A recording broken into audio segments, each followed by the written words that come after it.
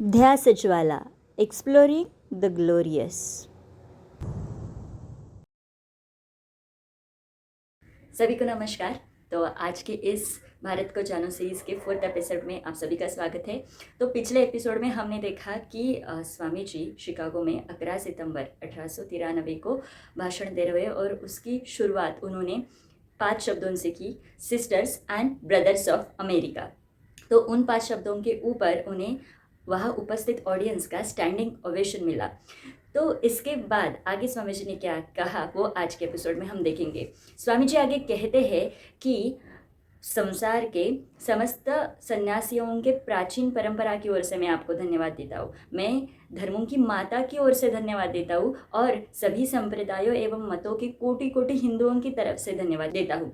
तो आगे स्वामी जी क्या कहते हैं? स्वामी जी कहते हैं कि मुझे गर्व है कि मैं एक ऐसे धर्म का अनुयायी हूँ जिसने पूरे विश्व को सहिष्णुता तथा सार्वभौम स्वीकृति की शिक्षा दी है। तो ये सेंटेंस जो है बहुत इम्पॉर्टेंट है कि पूरे विश्व को सहिष्णुता सार्वभौम स्वीकृति की शिक्षा हमारे धर्म ने दी है। तो यहाँ पे स्वामी जी किस धर्म की बात कर रहे हैं? तो आजकल हम न्यूज़ में देखते हैं, मीडिया में देखते हैं, अलग अलग चीज़ें हमारे सामने आती है जिससे धर्म इस शब्द को सुनते ही हमें ऐसे लगता है कि यार नहीं, ये धर्म वगैरह इसमें हमें नहीं पढ़ना है, हम तो धर्म से बहुत दूर है।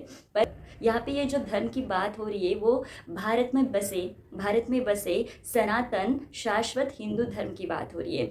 मतलब हमारे जीवन के साथ जो हमारे साथ है, जो मानवता को प्रस्तापित करेगा, ये ऐसा धर्म, ऐसी जीवन पद्धति जो भारत में विकसित हुई है और यहाँ के लोगों ने जिसे बहुत अच्छे से आत्मसात किया और पूरे विश्व तक पहुँचाया, इस धर्म की बात यहाँ पे हो रही है। तो सहिष्णुता और सार्वभौम स्वीकृति। अभी सहिष्णुता का मतलब अगर हम समझने लगे तो अगर मेरा एक विचार है और आपका एक विचार है, फिर भी हम साथ रहेंगे। सहिष्णुता मतलब भी हम कई बार बोलते हैं ना, आई कॉन्ट टॉलरेट यू, मतलब मैं आपको थोड़ा भी सहन नहीं कर सकती। पर भिन्न भिन्न विचार होकर भी ये जो टॉलरेंस है, मतलब यूनिवर्सल टॉलरेंस है, और सभी धर्म जो भी विश्वास है, अलग अलग संप्रदाय बने हैं, अलग अलग उपासना पद्धति है, लोगों के अलग अलग विश्वास है, सभी सच्चे हैं और सबका स्वीकार्य, ये भारत की संस्कृति है, ये भारत का विचार है।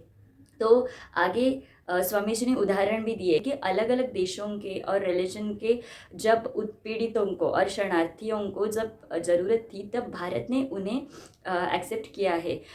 तो सबका स्वीकार्य तत्व भारत का है क्योंकि हम वसुदैव कुटुंबकम को मानते हैं। और आगे जाकर स्वामी जी उदाहरण देते हैं कि जैसे नदियाँ आती है अलग अलग स्रोतों से निकलकर, पर अंतिम वो जाकर मिलती है सागर में।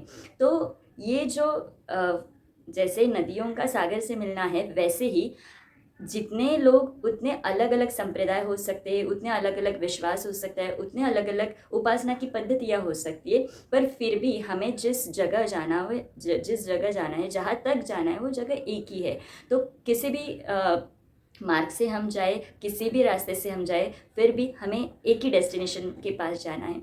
और फिर आगे भगवान श्री कृष्ण ने जो कहा है वो बताया गया कि किसी भी साधना से हम अंतिमता उसे ही जाकर मिलेंगे।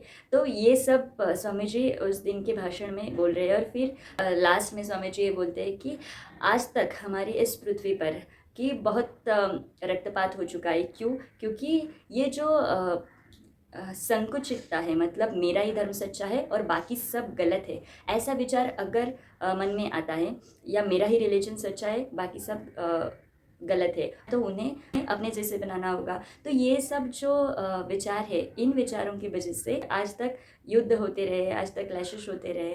पर वास्तविक में अगर ये सब एक साथ जुड़े होते तो मानवता बहुत अगले स्तर पर पहुंच गई होती आज तक। और आगे ये होगा ऐसी आशावाद स्वामी जी करते हैं। तो ये पूरे उस दिन के भाषण का सार था। इसमें आज के सिचुएशन में अगर हम इसे रिलेट करें तो आज भी हम देख रहे हैं कि यहाँ पे कुछ कुछ ऐसी चीज़ें हो रही है कि जिसमें किसी संकुचित विचारधारा के कारण झगड़े हो रहे हैं या फंसाकर गलत चीज़ें हो रही है। तो अगर हम अपनी संस्कृति को जानते हैं, हम अपने धर्म को जानते हैं, हम अपने भारत को जानते हैं, तो हम अवेयर रहेंगे, क्योंकि जो विश्व को देना है वो भारत के पास पहले से है। तो बस इसी पर विश्वास रखते हुए आज के लिए यही रुकेंगे, फिर मिलेंगे अगले एपिसोड में। तब तक के लिए प्रणाम, वंदे मातरम।